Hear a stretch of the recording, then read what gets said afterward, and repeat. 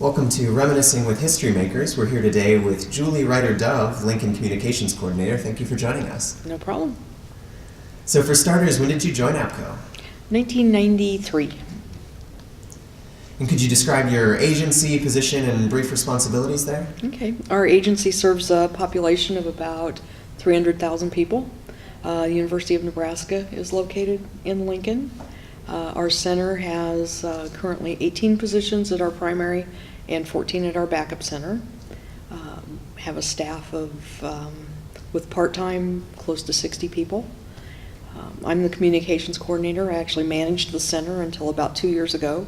And since that time, I've been on special assignment on technical projects.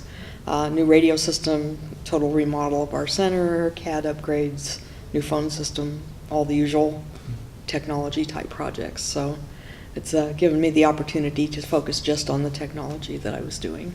Sure. Was there anything in particular that drew you to join APCO, or any person?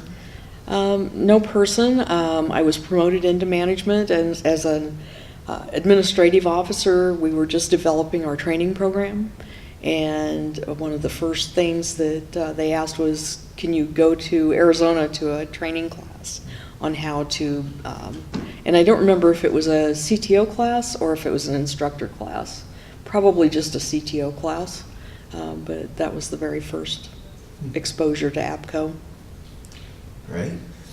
Can you describe your APCO activities at the state chapter and at the national level during your tenure? Okay. I served as the APCO Executive Council member for the Nebraska chapter for many years. I can't tell you exactly how many. I first came on in 2000 and also served on the APCO Regional Board of Directors for a term. And that's at the national level. I've also chaired various committees and projects for APCO over the years. What else? At the state level, I've been very active. We have a very small chapter. I was instrumental in getting us to start having a state conference, primarily because we had no funding to get me or anyone else to conference, and so we used that as a vehicle to get some money for our chapter, host some training, and do things like that. I've been the vendor chair of that for the last 4 or 5 years, and so that's been really fun. We actually merged our APCO and NENA chapter together because they were all the same people and we all had the same goals and missions, so it worked out. Sure. Any activity in there stand out as a favorite to you? At the national level, I was honored to be the first chair of APCO Project Retains, which was the project for staffing and retention.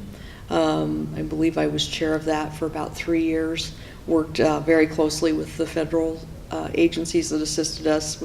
We had a federal grant, worked with the technology federal office out of Denver, Colorado, and had a great group of people working on that, APCO as well as outside people, so that was probably a highlight. Has your APCO membership had a direct effect on your career in public safety and communications? Definitely. I'm a CALEA commissioner. APCO and CALEA partnered many years ago to create an accreditation process for public safety communications centers. I've been involved in that since its inception. Our agency is accredited, and I've been serving as a commissioner for CALEA since 2012. So. What would you say you like most about APCO? The networking. I have probably some of my best friends are APCO people. I have friends here that I see once a year, sometimes every 2 years, and it's like we just saw each other last week. We all have the same problems, but we're all very close friends personally and professionally, so that's probably the biggest.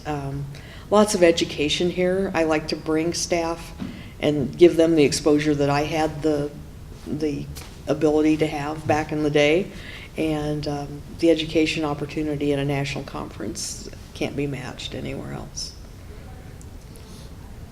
You mentioned that being better than that. Would you say there's anything else in particular that APCO does better than anyone else in the industry? The conference is really good. It's really large. there are a couple other public safety conferences around, and I like going to those also.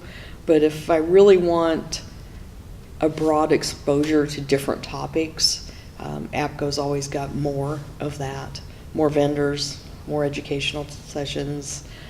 So really APCO's is the best. The others are good, but there's more here. Yeah.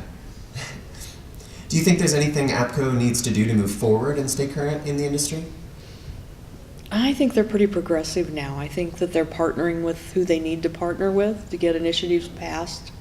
I think they do a really good job of staying on top of what's current.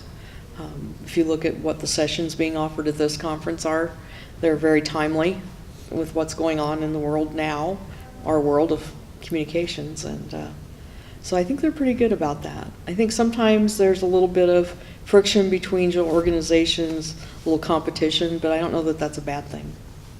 So. Sure. Well, and lastly, is there anything that stands out as a significant personal contribution during your time in office? Probably the CALEA Commissioner and Project Retains Chair are the two biggies. Yeah. Oh, that's great. Well, thank you for sharing everything with us. This has been Reminiscing with History Makers. Okay, thank you.